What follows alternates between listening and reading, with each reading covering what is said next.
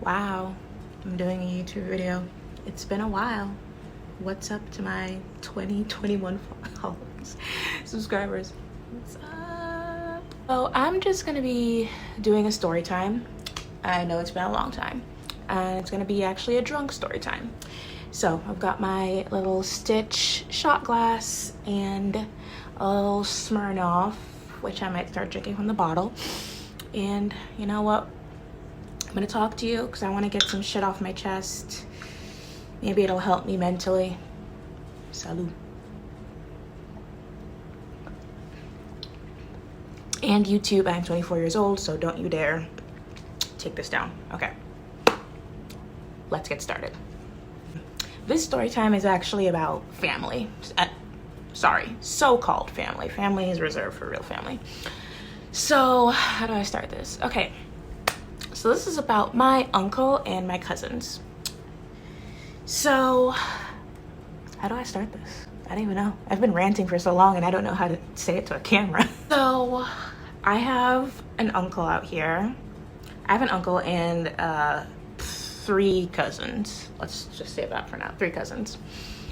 And he was somebody that I always looked up to as a kid because coming from Jamaica, he had the life I wanted. You know, he left Jamaica, he moved to the States, he became a doctor and had an awesome career, our big house and beautiful kids, you know, so he had the life that I always wanted. So I emulated him to the point where, like, you know, I did my work, I studied, I applied to colleges, I got scholarships, and I'm here now, you know, University of Oregon, I'm here.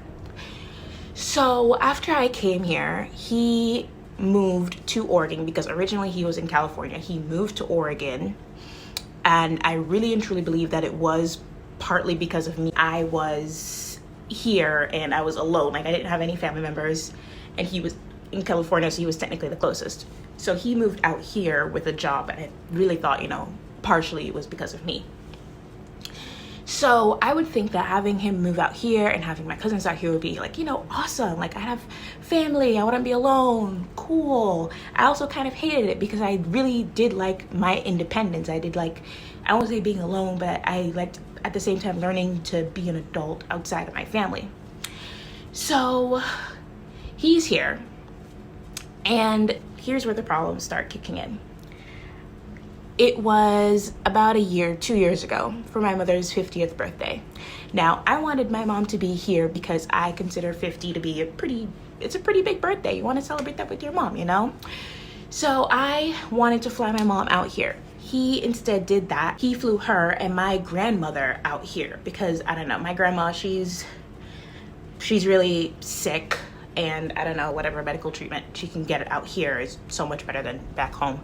So he flew both of them out here. My mom stayed with me in my little tiny apartment, and my grandma stayed with him.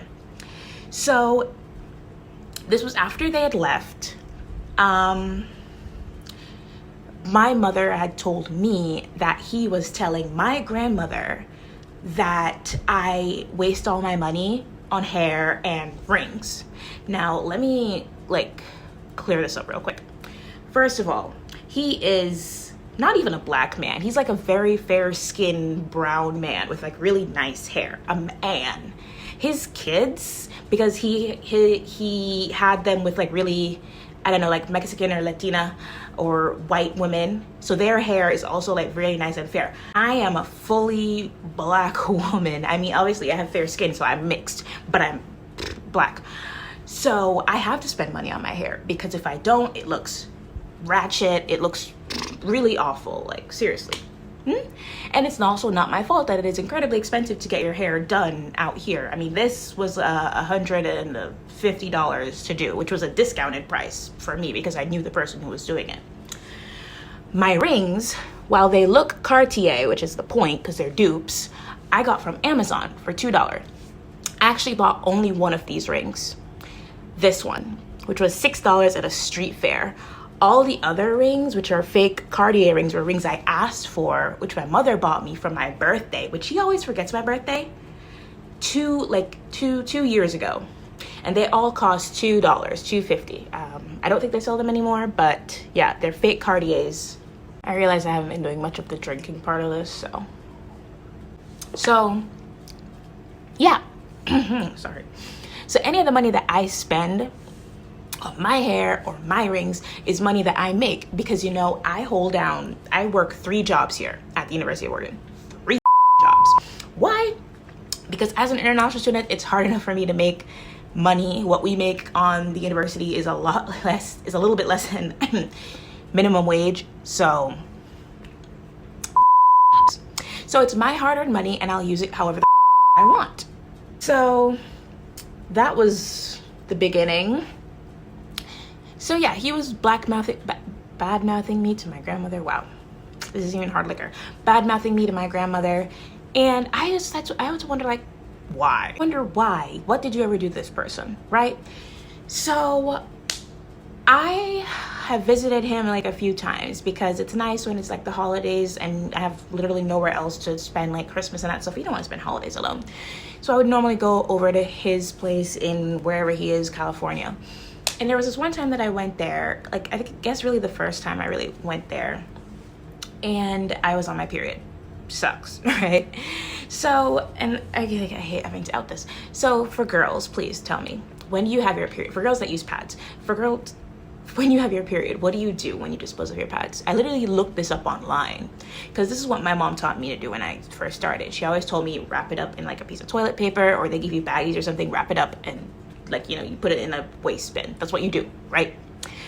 So he and his kids would always like shame me for that, because I guess like, so I remember he and his kids would always shame me. He's like, that's not how you dispose of like your stuff. And I'm like, well, this is my first time here. And it's weird, like I didn't talk to him about it. I didn't ask him like, hey, how do I dispose of this? Because to me, he's a man, he's a dad or whatever. And I grew up with a single mom. I didn't ever grew up with a man in my life to have those discussions with. And it felt really weird and uncomfortable, you know? So he and his kids would always like shame me for that, to the point once when one of my cousins, my older cousins that was also with, like, his daughter was with him at the time, put the wastebasket outside of the door of the room I was sleeping in the middle of the night. It's dark. I get up and I'm walking to the bathroom and I trip over it, literally trip over it, almost falling, like could have injured myself. So after that happened, I was mortified. So I just started hiding it. Like I would have like a little plastic bag upstairs in the room, and I would just like hide them there. Wow, a man that makes you feel ashamed of yourself. Toxicity number 2. He would always fat shame me. Now, I don't know if anybody else's relatives are like this. When you go see them after a while or after a day, they look at you and they say, oh my gosh, you put on some pounds, or you're getting really fat, or you should ease up on the food because like you're getting fat. Like, who says that? And he has 2 daughters, one of which is like my age. And she is kind of like a workout person, like a workout nut. And I don't think she was always like that. And I'm starting to think of like, wow, if that's what you have to live with. Yeah, I would always be fat shamed by this man. Like always, because like, and this is, I have suffered from serious depression to the point where I would be crying about this, because I already know that I've gained weight. I don't need the constant reminder. I didn't set you as an alarm clock, all right? I already know. COVID. As I said, he did move to Oregon, and he is, I don't know, 5 miles away, I want to say. So he lives really close, okay? Throughout this entire COVID ordeal, please know, I'm here on my own. He's the only source of family that I have out here. Throughout this entire ordeal, he has never once called, text, wanted to see if I'm still alive, if I ever caught COVID or died of it. Didn't care, did not care, no.